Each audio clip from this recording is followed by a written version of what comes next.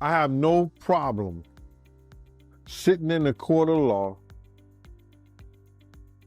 doing my due diligence and testifying on stuff that I already spoke of on the internet. When I talked about him, Kim, and she had to cut his wrist to get him off of him, I would tell what I saw when I went to the hospital. I have no problem. I don't care what nobody say. I don't care what nobody... Yep, once again, we have Gene Deal spilling more tea about Diddy. This time, he has said that he is willing to take the stand. Baby, at this point, they better just lock up Diddy because the number of people who are saying they are willing to take the stand and testify is growing every single day. The feds are also rounding up more people to build the case, and Jay-Z reportedly wants to flee the country because he knows he is next. I know, y'all, there are a lot of things happening at the same time, but stick with me. This is going to be good, and guess what? There have even been reports that Diddy is actually a paid snitch for the feds. Let you do crimes, long as you don't do no stuff like that. They'll let you go around and pay you. Okay, if there's one person who has been exposing the hell out of Diddy, even before the lawsuit started making rounds, it's his former bodyguard, Gene Deal. Just the other day, he was talking about the things Usher had to go through down at the Diddy Flavor Camp. I know, and people know, that was around that in that time that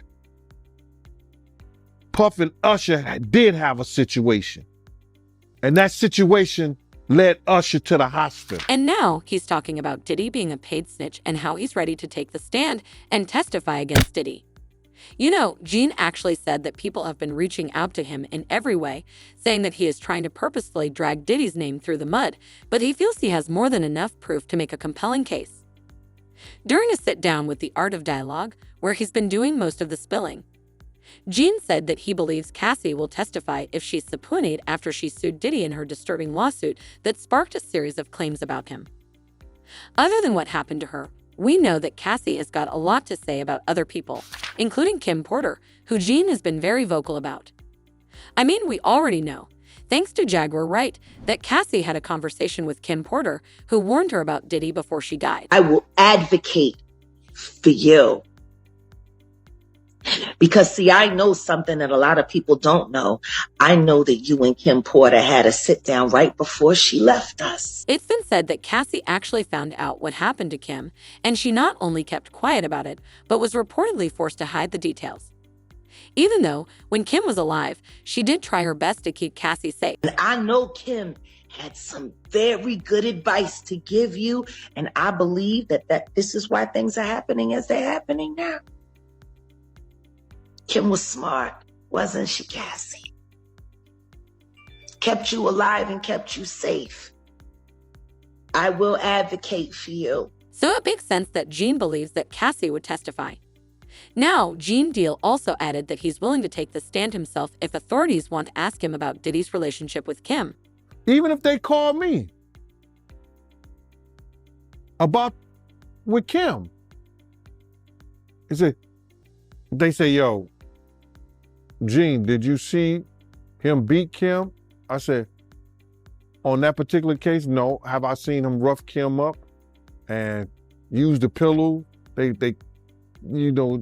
liked to play fight and be hurting the girls while he play fight. Have I seen him do that? Yeah, I've seen him done that. Yo, it's not going to be just him on the stand, because reportedly, the feds have already talked to a bunch of people. It's already been reported that the feds got eyes on Diddy in Miami, and they're talking to witness after witness, and they're corroborating everything they can. Everything, past and present, is on the table with Diddy right now. They actually issued a couple of subpoenas already, and sources are claiming that Jay-Z and Beyonce have been summoned. Child, when it comes to Jay-Z, we've already seen how he has been distancing himself because he doesn't want any further association with Diddy, but that hasn't stopped the feds from allegedly summoning him as well. Clearly, he's one of the people who knows everything there is to know about Diddy, because photos of them hanging out go all the way back to the 90s.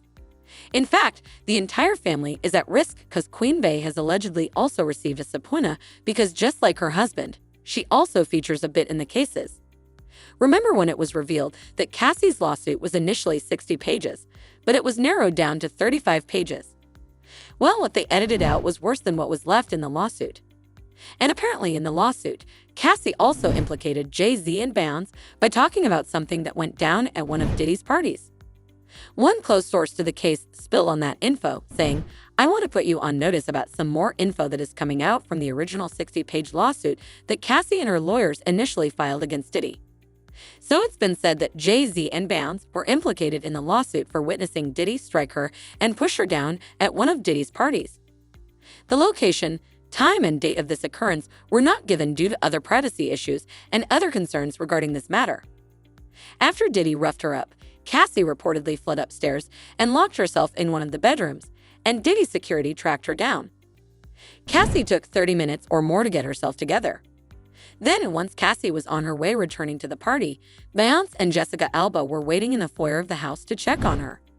The source said Cassie said that Bounds was visibly upset, and as Diddy and Jay were walking towards them, Bounds screamed at Diddy, telling him that what he did was highly offensive and unacceptable.